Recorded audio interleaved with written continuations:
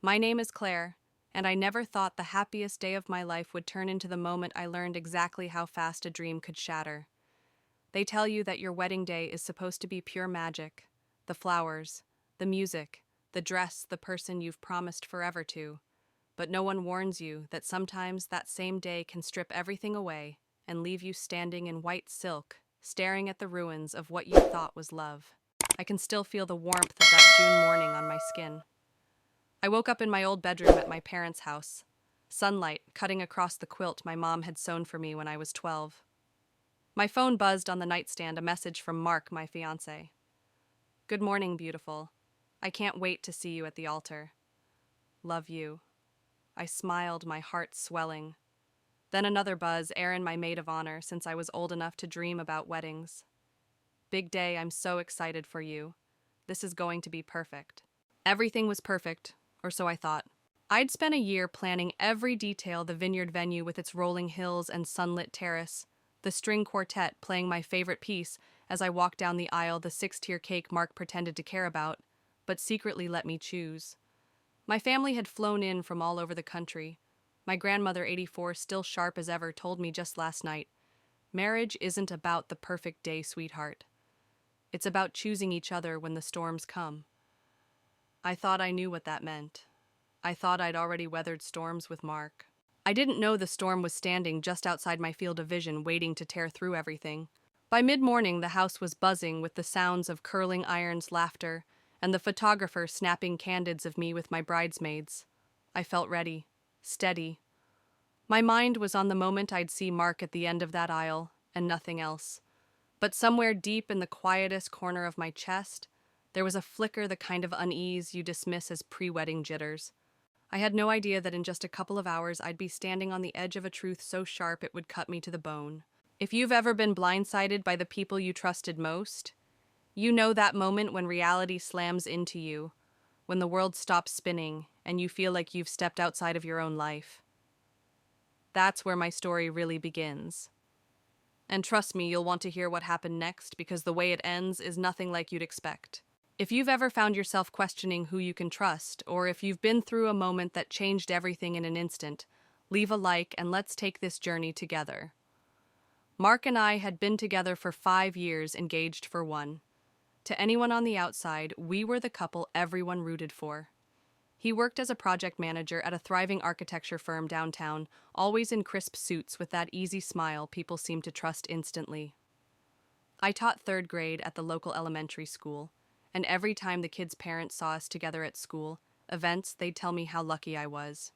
He's a keeper, Claire, they'd say, and I'd nod, believing it. Aaron was part of that picture too, my best friend since middle school, the one who sat with me through breakups, celebrated every birthday, like it was a national holiday, and cheered louder than anyone when Mark proposed under the Christmas lights in the town square. She had a sharp wit, a magnetic laugh, and a way of making any room feel brighter. I used to tell people I didn't know which I was more grateful for, having a great fiancé or having a best friend who loved him almost as much as I did. The 3 of us had become a little unit in the past year. Erin was with us for venue tours, cake tastings, and tux fittings. She'd help me decide between ivory and cream napkins, as if world peace depended on it. We stayed up late in my apartment, surrounded by fabric swatches, laughing until our stomachs hurt. When she called herself my backup wedding planner, I laughed, but in truth, she'd been in the middle of almost every detail. I'd grown up hearing that trust was something you built over time, brick by brick. With Mark and Aaron, I thought I'd built a fortress. I never considered that the same people helping me lay the stones might also be the ones pulling them out from underneath me. Looking back, there had been moments, small, almost invisible, that should have made me pause. The way Aaron's eyes lingered on Mark a little too long during his speech at our engagement party. The way they'd share inside jokes that I wasn't part of, then exchange quick glances as if they'd said too much. But I'd brushed it all off. I told myself it was just familiarity, the kind that happens when your best friend and your partner spend a lot of time together. I wanted to believe in the story we were writing. The days leading up to the wedding had been a blur of final fittings, last-minute RSVPs, and 100 little decisions. My parents were over the moon, my younger brother was practicing his toast, and my grandmother, well, she was watching everything with those wise, knowing eyes of hers. She'd been married for 62 years before my grandfather passed, and she had a way of cutting through pleasantries with the truth. Claire, she'd said, the night before weddings are easy. Marriage is where you learn who you really married. I'd smiled, thinking she was just giving the standard advice. But the way she squeezed my hand like she was warning me about something I couldn't yet see stuck with me. The morning of the wedding, I woke with a sense of calm I didn't expect. I'd heard brides talk about the chaos, the stress, the last-minute disasters, but I felt steady. My mom was in the kitchen making enough breakfast for an army. My dad was pacing the backyard rehearsing his speech, and Erin had texted that she was at the salon getting her hair done before heading over. Everything was right on schedule. By noon, I was in the bridal suite at the Vineyard, stepping into the dress I'd chosen months ago, satin that skimmed the floor, a bodice that fit like it had been made for me. My bridesmaids buzzed around, fixing each other's hair, touching up lipstick, sipping champagne from flutes with our names engraved on them. The photographer snapped away as I laughed, holding my bouquet, imagining the moment I'd see Mark standing at the altar. Somewhere in that happy blur, a strange quiet crept in. Erin had stepped out to check the flowers about 30 minutes earlier, and I realized I hadn't seen her since. I brushed it off at first. She was probably chatting with the coordinator or making sure the band was set up. Mark was likely with his groomsmen going over cufflinks or figuring out how to fold a pocket square. Then my phone buzzed. It wasn't Erin or Mark, it was the coordinator. Her voice was careful, too careful. Claire, just a heads up, Mark's running a few minutes late. I'm sure it's nothing. A knot started to form in my stomach, small but insistent. Mark wasn't the type to be late for anything, especially this. I told myself he was probably just having a last-minute moment with his dad, or grabbing a snack to steady his nerves. But when the coordinator called back 15 minutes later, her voice a notch tighter, I felt the knot turn into something heavier. We still can't reach him, she said, and Erin hasn't been seen in a while either. The champagne in my hand suddenly felt too sweet, too heavy. My bridesmaids looked at me, waiting for me to say something. But all I could hear was the sound of my grandmother's voice from the night before marriage is where you learn who you really married. I didn't know it yet, but I was about to find out. My parents showed up in the doorway just minutes after the coordinator's second call. My mom's face was pale, her lipstick a little smudged from biting her lip. My dad's jaw was tight the way it got when he was trying to keep his temper in check. "Sweetheart," he started, his voice steady but careful. "We're going to figure this out. Let's not jump to conclusions." But my thoughts were already racing. Mark was missing, Erin was missing, and no one could reach either of them. The idea that they might be together didn't fully form in my mind. Yet it floated there like a shadow at the edge of my vision, something I wasn't ready to turn toward. I took a breath, trying to force logic into my panic. "Where's his best man?" I asked. "Or his dad?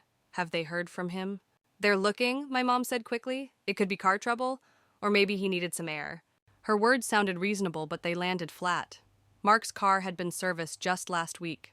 And Mark didn't need air. He wasn't a dramatic storm-out kind of man. He was dependable, grounded.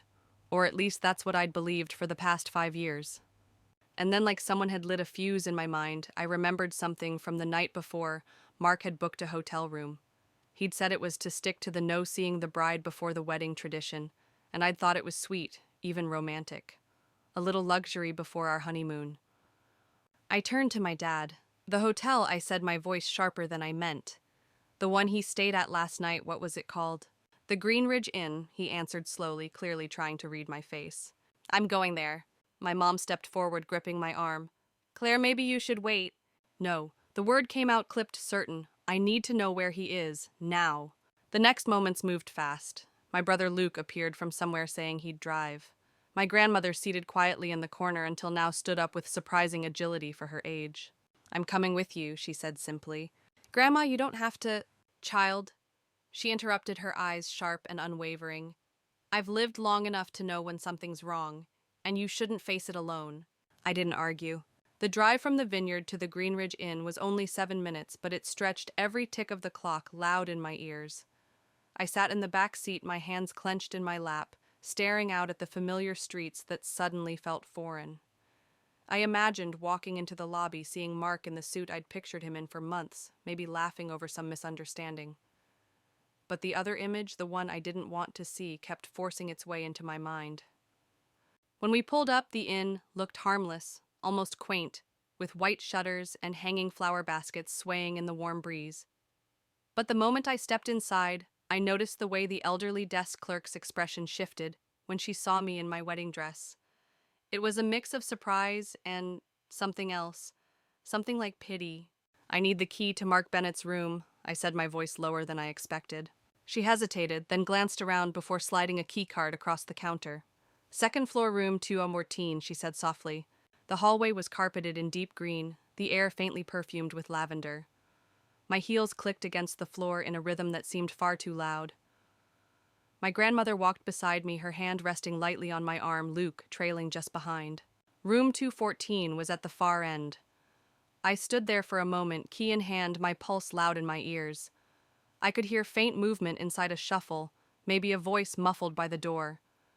My grandmother's grip on my arm tightened just slightly. "You're ready," she said. I wasn't, but I slid the key into the lock anyway. The door opened, and at first my brain refused to process what I was seeing. The curtains were drawn, the air heavy with the scent of champagne and perfume. On the floor, a crumpled suit jacket I recognized instantly, the one Mark was supposed to be wearing right now. Next to it, a silky, blush-colored dress I knew as well as my own, Aaron's. My gaze followed the trail to the bed where two tangled bodies lay asleep, or pretending to be. Mark's arm was draped over Aaron's bare waist. Her dark hair spilled across his chest like it belonged there. I felt the air leave my lungs in one hard exhale. My vision narrowed, the edges blurring. Somewhere behind me, I heard my mom gasp, my dad curse under his breath, and Luke mutter something I couldn't make out. But I couldn't move, couldn't speak. All I could think was, this is my wedding day. And they had chosen this. That's when the shadow I'd been avoiding turned into full blinding daylight, and I knew nothing would ever be the same again. Mark stirred first, probably sensing the shift in the air. His eyes opened halfway, unfocused at first, then widening as he registered me standing in the doorway, still in my wedding dress, veil pinned perfectly bouquet, clutched so tightly my knuckles had gone white. His face drained of color in an instant. "Claire," he croaked, sitting up too fast and fumbling for the sheet. "I can explain." The sound of his voice was gasoline on a fire I didn't even realize had already been lit. My eyes darted to Erin, who was blinking awake, confusion clouding her face until reality landed. She yanked the sheet up to her chest as if modesty now was going to undo what I was staring at.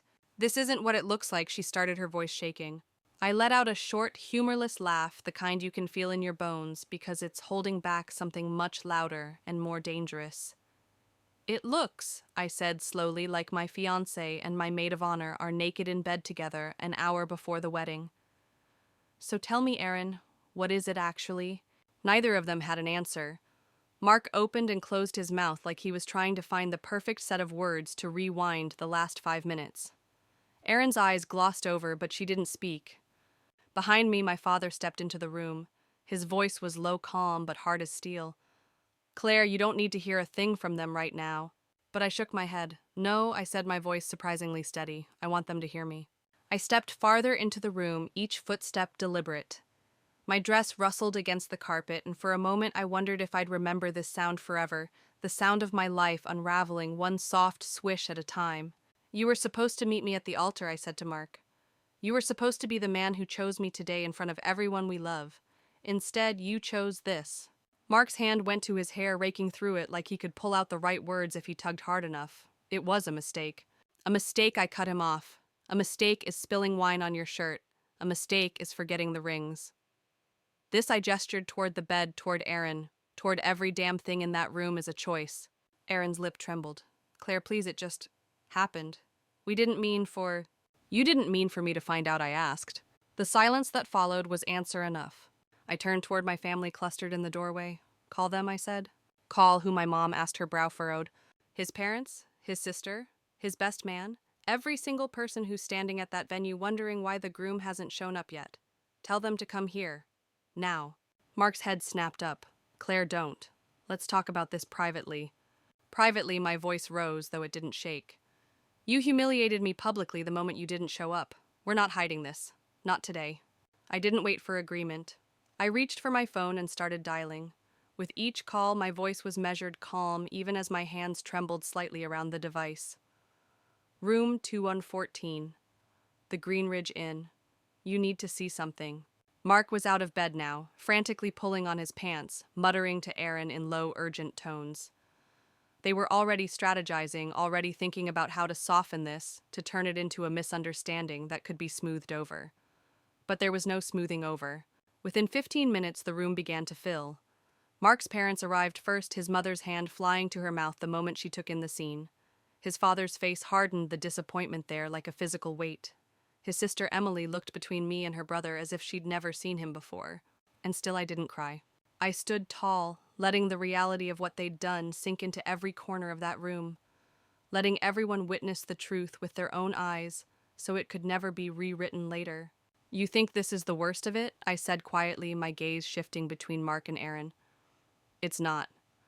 The worst part is what I found before I came here, proof that this isn't new.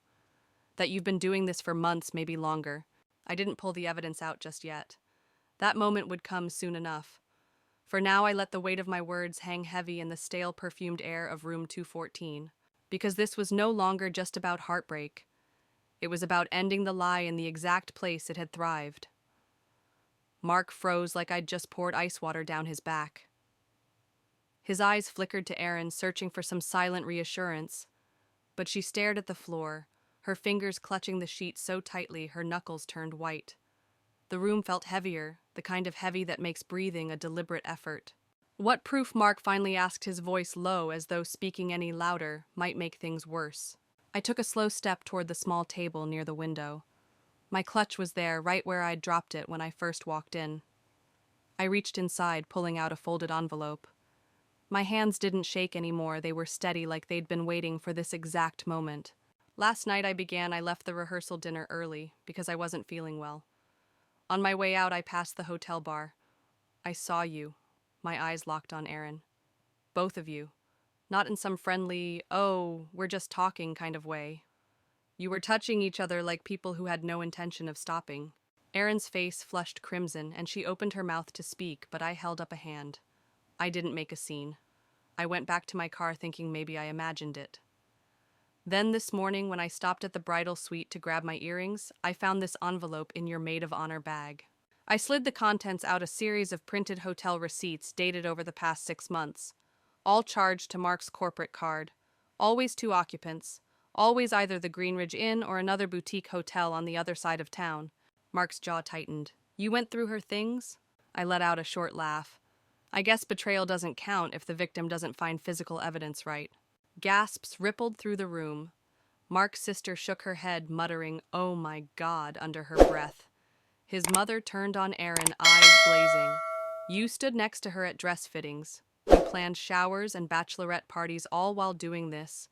Aaron's eyes brimmed with tears. "I'm sorry," she whispered. But her apology wasn't for me. It was for herself, for being caught, for having her image shattered in front of people whose approval she craved. I turned to Mark. "The thing is, I might have walked away quietly if this had been a one-time mistake. But 6 months. While helping me plan a wedding you knew you'd never honor." Mark's father stepped forward, then his voice a sharp bark. "You've shamed this family. Do you have any idea what you've done?" Mark didn't answer. I straightened my back, feeling the eyes of every person in that cramped room on me. "Here's what's going to happen," I said clearly. "I'm not marrying you. The ceremony is canceled, and I'll be sending a message to every guest explaining exactly why, with pictures of these receipts attached. There will be no rumors, no half-truths, no spin, just the truth." Mark lunged forward slightly as if to grab the papers from my hand, but Luke stepped between us. My brother's voice was calm but lethal. "Try it, and you'll regret it." The tension was a living thing now, pressing against the walls. Erin shifted uncomfortably, her gaze darting toward the door like she wanted to vanish. "Don't worry," I said, my voice cooling. "You'll get your wish soon enough. This room, this little world you built behind my back, you can keep it. But you'll also keep the reputation you earn from it." For a moment no one spoke. The ticking of the room's wall clock was the only sound. Then my grandmother's voice cut through clear and strong. "Claire," she said, "let's go. You've already won." I looked at her and something in me loosened. She was right. This wasn't about fighting for answers anymore. It was about walking away before their lies tangled any deeper into my life. I turned toward the door, my family moving with me like a shield. Just before I crossed the threshold, I glanced back one last time. Mark was standing in the middle of the room, looking smaller than I'd ever seen him. Erin sat on the bed, head bowed, the sheet clutched around her like armor made of tissue paper. That was the image I wanted burned into their minds, not my tears, not my begging, but me walking out with my head high, leaving them in the wreckage they'd created. Because the truth wasn't just that the wedding was over. The truth was that they'd lost me forever, and there was no coming back from that. The ride back to my parents' house was quiet, but not the kind of quiet that comes from peace. It was the heavy-loaded kind, where every thought is sharp enough to cut. I sat in the back seat with my grandmother, the crumpled envelope of receipts still in my lap. Outside, the summer sun was shining over the vineyards, the same rolling hills I had pictured as the backdrop of my vows.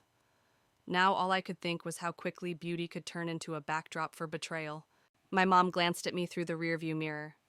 "Sweetheart, we can have everyone come to the house instead. We'll do a brunch, explain what happened, and—" I shook my head. "No, this isn't about hosting anyone. I'm not going to smile through the pain just to make other people comfortable. I want the truth out there, and then I want the day to be over." Beside me, Grandma patted my hand. "Good. You don't owe anyone a performance." When we pulled up to the driveway, my brother Luke was already outside, phone in hand. "I sent a group text to everyone on the guest list," he said bluntly.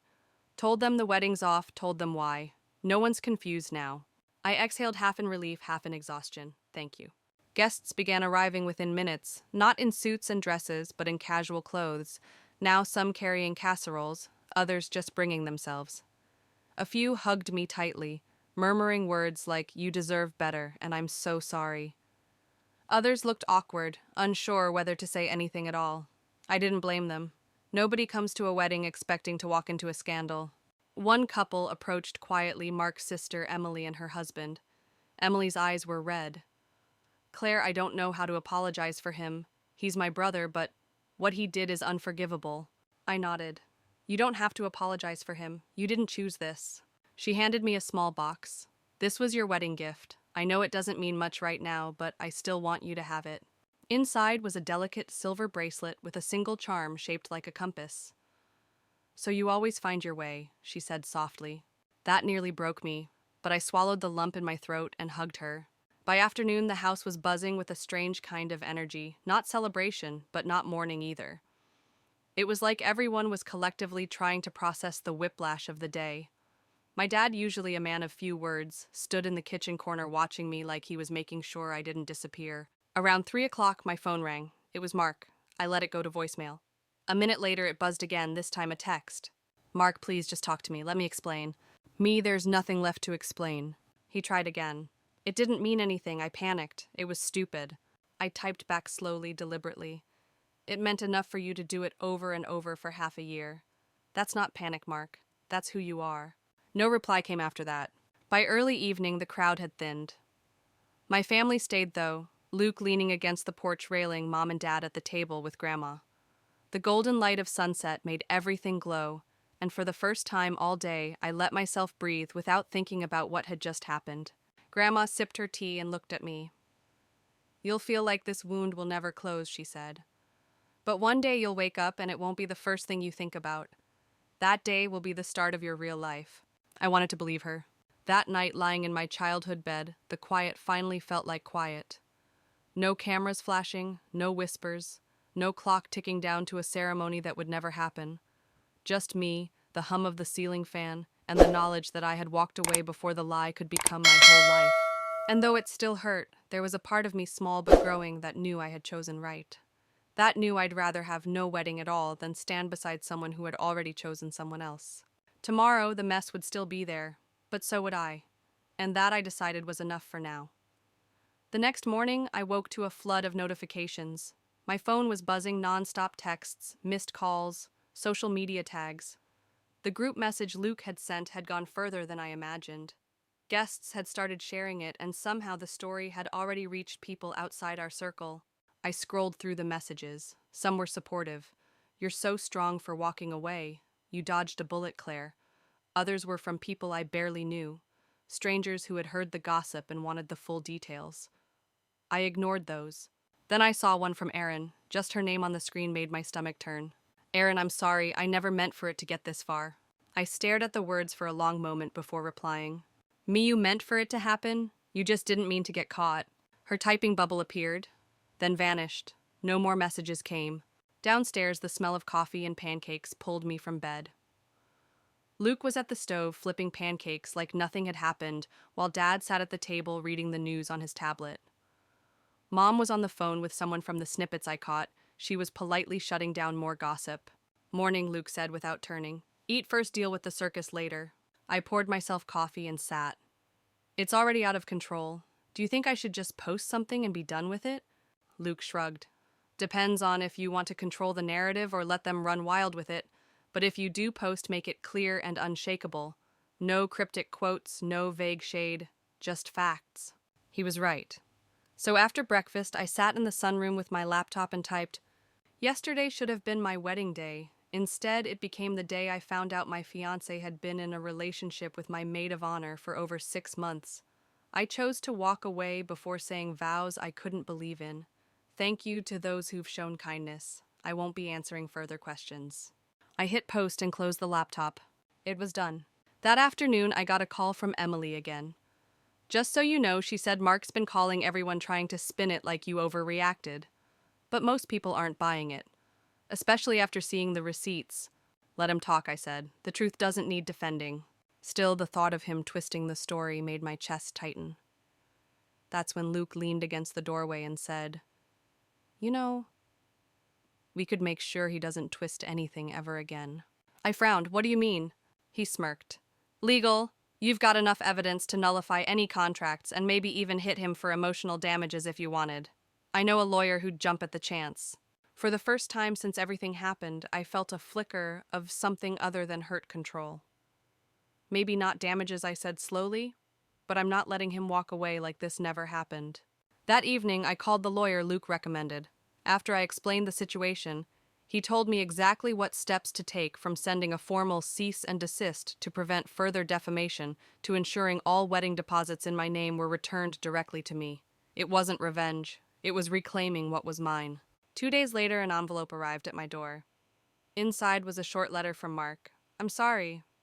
I wish I could take it back. I hope you find someone who treats you better than I did." I didn't reply. Instead, I put the letter in the same folder as the receipts, not as a keepsake, but as a reminder. A reminder that I had survived it, walked away, and still had my dignity intact. That night, as the crickets sang outside and the warm summer air drifted through my window, I realized something important. This wasn't the end of my story. It was just the start of a chapter I got to write entirely on my own terms. And for the first time in days, I smiled. The following week, I started doing something I hadn't done in months, making decisions without checking how they would affect someone else. It felt strange at first, like walking into a room where all the furniture had been moved. There was space I didn't know how to fill yet. The first big decision was canceling the lease on the apartment Mark and I had signed together. Technically, it was under both our names, but the lawyer had already sent a termination request citing breach of agreement due to misconduct. When the leasing office manager called to confirm, she said, "You're not the first bride to call me like this.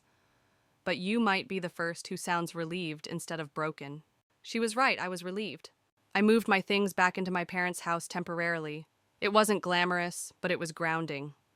Luke helped me box up my stuff, cracking jokes the entire time. "Claire, you own more mugs than a coffee shop," he said, shaking his head as he taped a box. "Hey, they're all sentimental," I shot back, though I knew most of them were impulse buys. We took the last load out just as a black SUV pulled into the lot. Mark stepped out. He froze when he saw me, hands shoved into his pockets. "Claire," he started, his voice lower than I remembered. "I'm not here to talk," I said firmly. "I'm here to leave." But he didn't move aside. I want you to know I've ended things with Aaron. I'm trying to fix myself." I almost laughed, but it came out more like a sigh. You can't fix something by gluing it back together with the same pieces. It's still broken. We're still broken. For a second, I thought he might argue, but instead he nodded, stepped back, and let me pass. Driving away that day, I realized I no longer felt the same sharp pang in my chest when I thought of him. It was still tender, still healing, but the wound was closing. A few days later, Emily invited me for coffee. She chose a small, quiet cafe in town, far enough away from the constant chatter of people who knew our families. She slid into the seat across from me and said, "Mark's not doing well. But that's not why I asked you here. I wanted to make sure you're doing okay." I smiled faintly. I'm getting there, slowly. She reached into her bag and pulled out a folded photo, a candid shot from her own wedding years ago. You know, when I married my husband, I thought we'd have the perfect life. But marriage isn't perfect. It's work, compromise, and a lot of choosing the same person every day. Mark. He never learned how to do that. And until he does, he's going to keep losing the good ones. Her words sat with me long after we left. Back at my parents' house, Grandma was in the garden trimming her roses. You look lighter, she said when I walked up. I feel lighter, I admitted. She smiled. Good, because now you get to decide what your life looks like without anyone else's shadow over it. That night, I started a list in my journal. At the top, I wrote things I want for myself. It wasn't a bucket list, just markers for a life I could be proud of. Travel to Italy, take a pottery class, start my own small business, learn to surf even if I'm terrible at it. By the time I put the pen down, I realized I'd filled 3 pages. And for the first time in a long time, the future didn't look like something I had to survive. It looked like something I could build. This wasn't just about walking away from Mark. It was about walking toward myself, the version of me who didn't settle for crumbs when she could have the whole cake. And I promised myself from here on out, I would never accept less. 2 weeks later, life had started to find its rhythm again, though it was a very different rhythm than before. Without the constant wedding planning, I suddenly had hours of free time I hadn't felt in months. I filled it with morning runs, reading on the porch swing, and long walks with Luke's dog Jasper, who seemed determined to become my emotional support animal.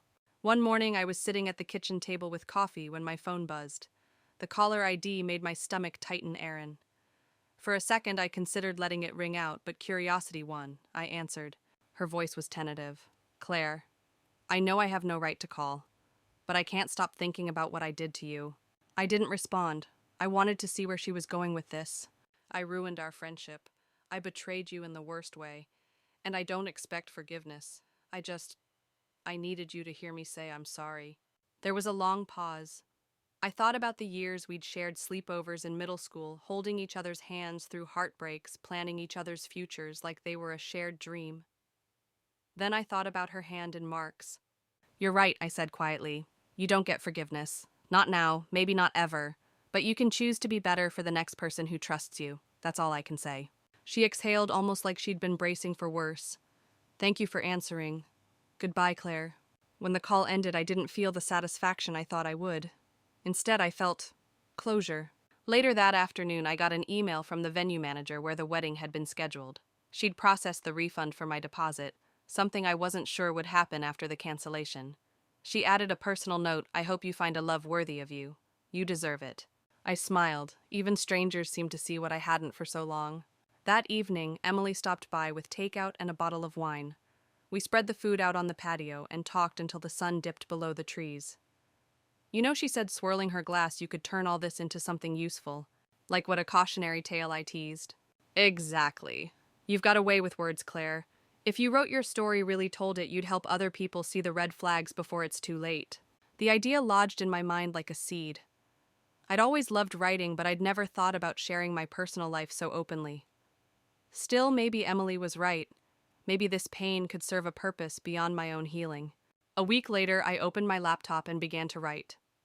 At first, the words felt raw, like I was peeling off a bandage. But the more I typed, the lighter I felt. I wrote about the joy of planning a wedding, the subtle signs I ignored, the gut punch of betrayal, and the steady climb back to myself. It wasn't polished or perfect, but it was honest. By the time I reached the part where I walked out of the venue, I realized something: the story I was telling wasn't just about betrayal. It was about resilience, about choosing to protect your peace even when it means burning down the future you thought you wanted. I closed the laptop and sat back, a strange mix of exhaustion and exhilaration washing over me. This chapter of my life might not have had the ending I once imagined, but maybe it was the beginning of a better one. As the crickets started their evening chorus, I made a quiet promise to myself I would keep writing. Not just for me, but for anyone who needed to know they weren't alone. And for the first time, my future didn't feel like a blank page I was afraid of. It felt like a book I couldn't wait to fill. 3 weeks after the wedding, I realized something both liberating and unsettling. People had stopped whispering when I walked into the local grocery store. The sideways glances had faded. The pitying smiles were less frequent. Life, it seemed, had moved on for everyone else. And now it was my turn to decide whether I'd stay frozen in that moment or move forward too.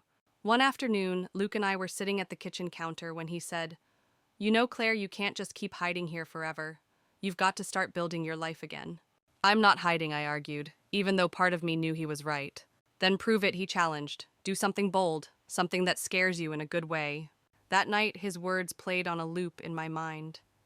I thought about all the dreams I'd shelved to fit into the version of life Mark and I had planned, the design course I'd wanted to take, the solo trip I'd daydreamed about, even the idea of starting a small event planning business. I'd put it all on hold, telling myself there would be time later, but later never came. The next morning I woke up early, brewed a pot of coffee, and sat down with my journal. I drew a line down the middle of the page. On the left I wrote what I lost. On the right, what I still have. The left column was obvious: trust, a fiancé, the picture-perfect wedding, some friendships. But the right column surprised me. I still had my health, my family, my ability to create, my independence, my grandmother's wisdom, and maybe most importantly, my freedom to start over without anyone else's permission. By the end of the week, I'd enrolled in an online design program. I also booked a solo weekend trip to Charleston, somewhere I'd always wanted to explore but never had the chance to. When I told Grandma, she grinned like she'd been waiting for me to do something like this. "Good," she said, clasping my hands. "You've been walking through fire. Now it's time to walk somewhere beautiful." The trip came faster than I expected. I checked into a quaint bed and breakfast with white shutters and a wraparound porch. For 2 days, I wandered cobblestone streets, browsed local art galleries, and ate seafood by the water while watching the sun dip into the horizon. No one knew me there. No one asked about Mark. I was just Claire, not a bride, not a victim, just me. On the last morning, I sat at a cafe with my laptop and began shaping the messy draft I'd written into something more intentional. I wrote about the moment I realized I deserved better, about Luke standing beside me when I confronted Mark, about Grandma's quiet strength, and I wrote about the freedom that came from letting go of a future that wasn't meant for me. When I got back home, Emily was waiting with coffee and a curious smile.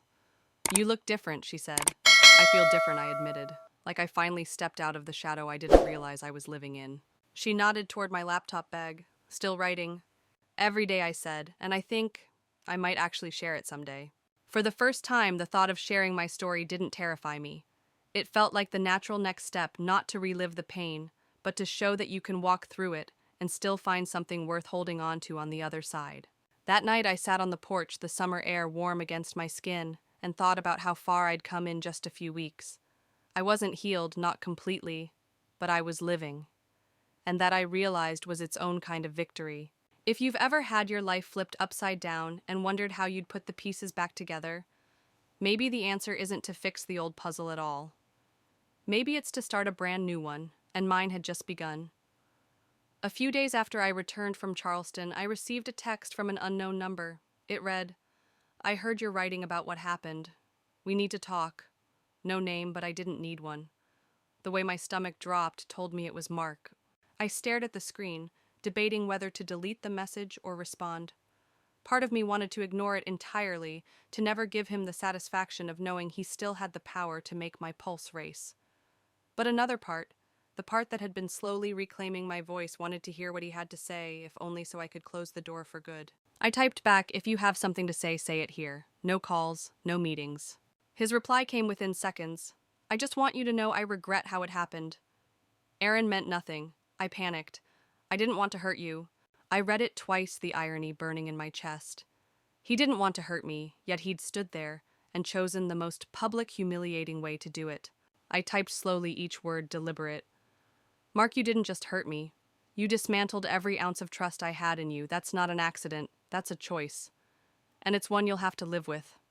I've moved on. Don't contact me again." I hit send and tossed my phone on the couch.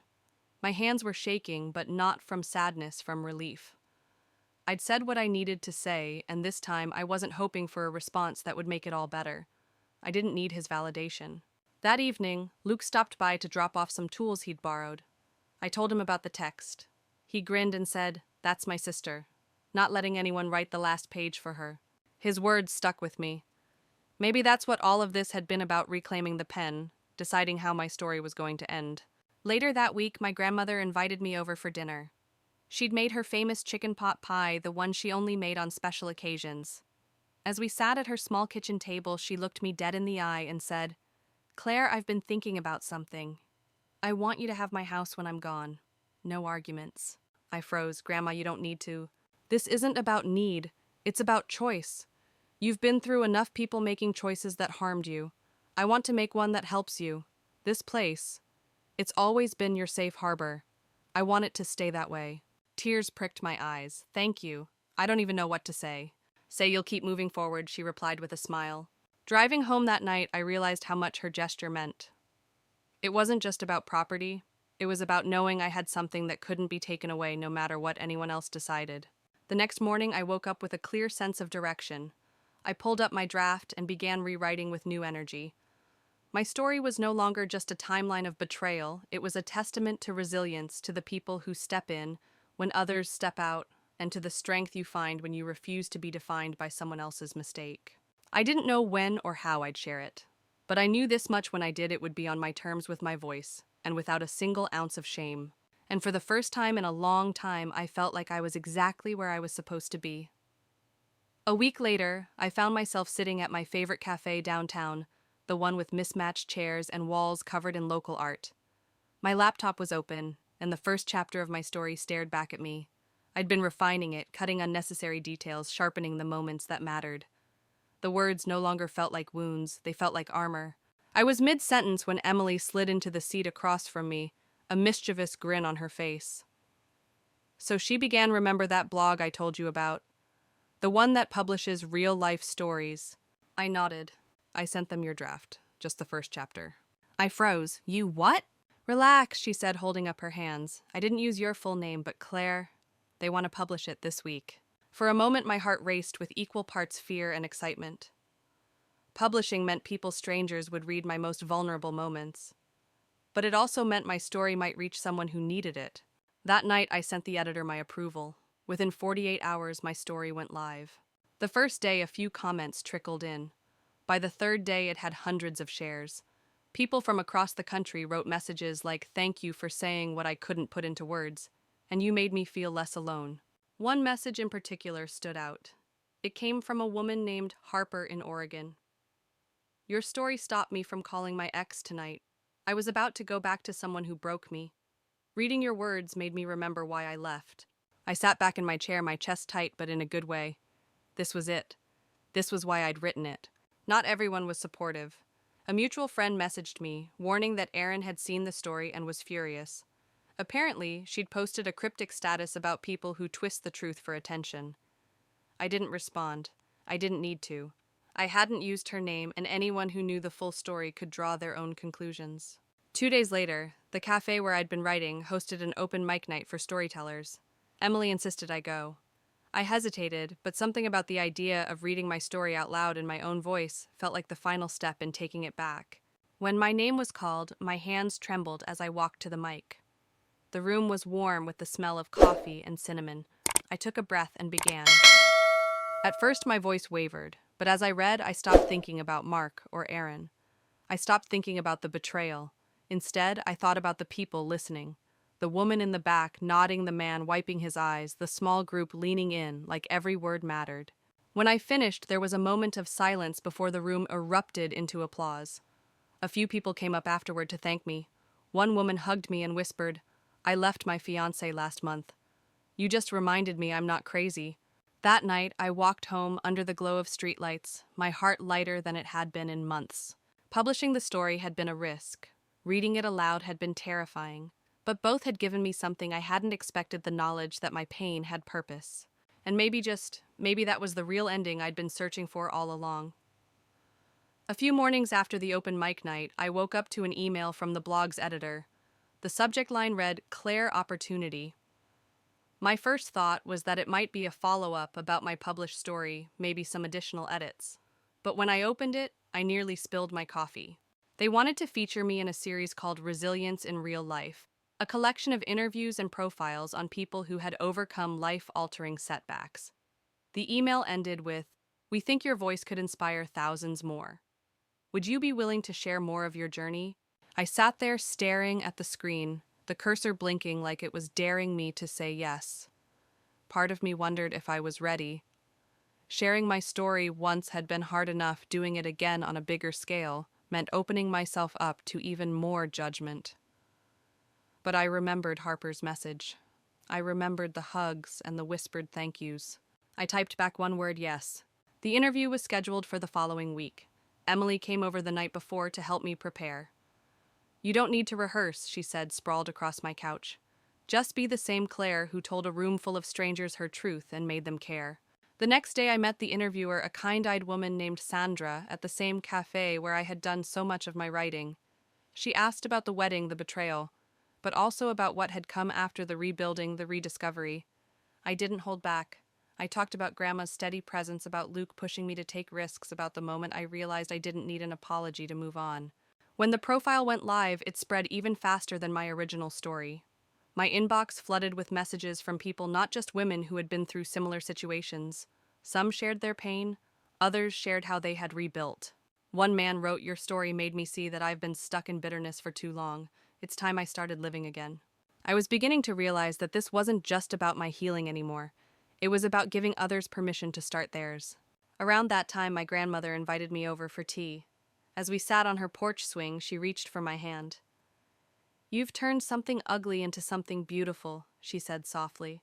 "That's a rare kind of strength." Her words stayed with me, especially as I began receiving invitations to speak at small community events. The first was at a local women's shelter.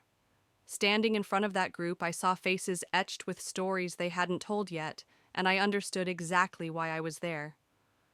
After my talk, a young woman approached me. She was barely 20, eyes wide and uncertain. "I thought I was broken," she said. "But now, maybe I'm just in the middle of my story." Driving home that night, I thought about how far I'd come from the woman who'd once been left standing at the edge of her own life, wondering what was next. This was next, and I knew deep down that my story wasn't over. It had only shifted chapters from surviving to helping others survive. From being the one who needed saving to being someone's signpost in the dark. It didn't erase the pain, but it gave it purpose. And that, I realized, was a kind of closure I hadn't known I needed. The speaking invitations kept coming, and with each event, I noticed something changing in me. I was no longer speaking just to prove I'd survived. I was speaking because I wanted others to know they could too. There was a freedom in that, a lightness I hadn't felt in years. One evening, after a panel discussion at a local university, a man in his 50s approached me. He introduced himself as Daniel, a professor of psychology who specialized in trauma recovery. "Claire," he said, "your story resonates because you don't just talk about the hurt. You talk about the bridge between hurt and healing. That's rare." We ended up sitting in the empty lecture hall long after everyone else had left. Daniel told me about a program he was running, a mentorship initiative for people rebuilding their lives after emotional or relational betrayal. "I think you'd be a perfect mentor," he said. The idea scared me at first. Mentorship meant commitment. It meant showing up for people week after week, not just for one speech or one article, but it also felt like the natural next step. So I agreed. My first mentee was a woman named Kara, a single mother of two who'd been abandoned by her partner after a decade together. She came to our first meeting with her shoulders hunched, eyes darting around like she was bracing for judgment. I recognized that posture. I'd worn it myself once. We didn't start with advice. We started with listening. For weeks, she talked and I listened. Slowly, she began to sit a little straighter, speak a little louder. One afternoon, she told me she'd enrolled in a nursing program. "I figured," she said with a shy smile, "if you can build a new life, maybe I can too." Her words humbled me. I wasn't fixing anyone's life, I was just holding up a mirror so they could see what was already there. Meanwhile, my writing continued. I began working on a manuscript, not just my story, but a collection of other voices I'd met along the way. The working title was After the Break: Stories of Rebuilding. The blog's editor had already expressed interest, but I wanted it to be more than a publication. I wanted it to be a movement. During this time, I got an unexpected call from Mark. His number popped up on my screen like a ghost I'd long since laid to rest. Against my better judgment, I answered.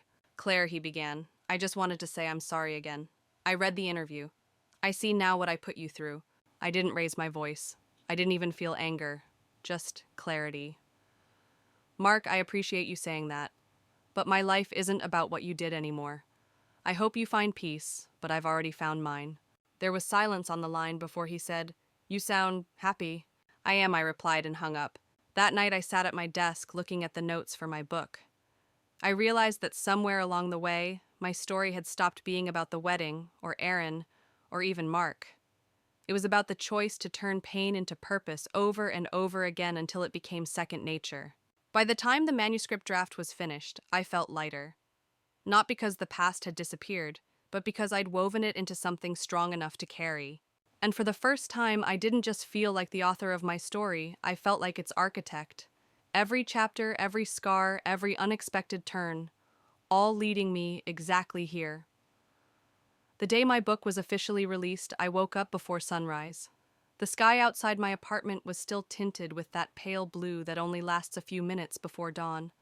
I brewed a pot of coffee, sat at my desk, and stared at the box of author copies on the floor. My name, Claire Whitmore, was printed in bold letters across the cover. Holding the first copy in my hands felt surreal. It was heavier than I expected, not just in weight but in meaning. Emily insisted we celebrate, so by noon I was at the same cafe where all of this had begun. The owner had taped a small handwritten sign to the register. "Congratulations, Claire Local Author." It made me smile.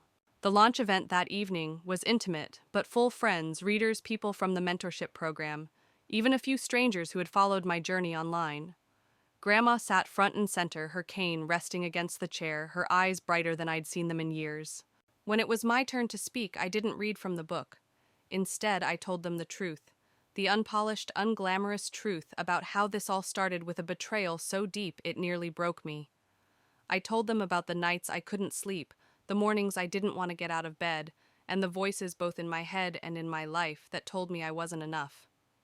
And then I told them how I decided one choice at a time to write a different ending. Halfway through, I saw tears in more than one pair of eyes. Not because my story was sad, but because they recognized themselves in it. Afterward, people lined up to have their books signed. Kara was one of the first. She hugged me and whispered, "I graduate next month. Nursing school." My throat tightened, but I managed to say, "I'm proud of you." Later, as the crowd thinned, I stepped outside for air. The night was cool, the streetlights casting a golden glow on the sidewalk. Emily joined me holding 2 cups of coffee. "You know," she said, handing me one, "you're not just telling your story anymore. You're helping other people write theirs." Her words stayed with me long after the night ended. In the weeks that followed, the book found its way into more hands than I could have imagined. Messages poured in from college students, retirees, single parents, people halfway across the world. Many said the same thing. "Your story gave me permission to start over." One evening, I received a letter, not an email, but an actual handwritten letter from a woman in her 70s. She wrote, "I thought my life was over when my husband left me at 65. Your book reminded me it's never too late to begin again. Tomorrow I'm signing up for painting classes." Reading that, I realized something profound. Healing isn't just personal. It ripples outward, touching people you'll never meet in ways you'll never see. That night before bed, I pulled out my old journal, the one I'd started right after the wedding fiasco. I flipped through the pages, each one thick with hurt, confusion, and anger. Then I turned to a blank page and wrote, "This isn't the end. It's the proof that endings can become beginnings." I closed the journal, placed it on my shelf, and smiled. My story had been about reclaiming my voice, but along the way, it had become something bigger, a reminder that even in the ashes, there's always the possibility of building something new. And I knew with absolute certainty that whatever came next, I was ready. Life didn't transform overnight. There were still quiet mornings when the past drifted in uninvited like the faint echo of an old song. But it no longer held the same weight. I had learned to let it pass through me, to acknowledge it without letting it define me. My apartment became a sanctuary, not just a place to live, but a place to grow. The walls were lined with books I loved, the shelves dotted with small gifts from people whose paths had crossed mine because of my story. Each item was a reminder that healing had turned strangers into friends. Grandma still called every Sunday, her voice steady as she asked, "And how's my author this week?" Emily dropped by with coffee and news from the neighborhood. Kara sent me photos from her new job, her smile wider than I'd ever seen. The mentorship program thrived, and I found joy in watching others take their first shaky steps toward a future they believed in. Sometimes I didn't even have to say much, just being there was enough. One evening, as the sun dipped low and painted the sky in gold, I sat on my balcony with a cup of tea. The city hummed softly below, and a breeze carried the scent of blooming jasmine. I thought about the girl I used to be, the one left standing at the edge of her life, uncertain and alone, and I wanted to tell her, "Hold on, it gets better." Because it had. And as I closed my eyes, breathing in the calm, I knew my story was no longer about what I'd lost. It was about what I'd built. Quietly, steadily, and with a heart that had learned to trust again.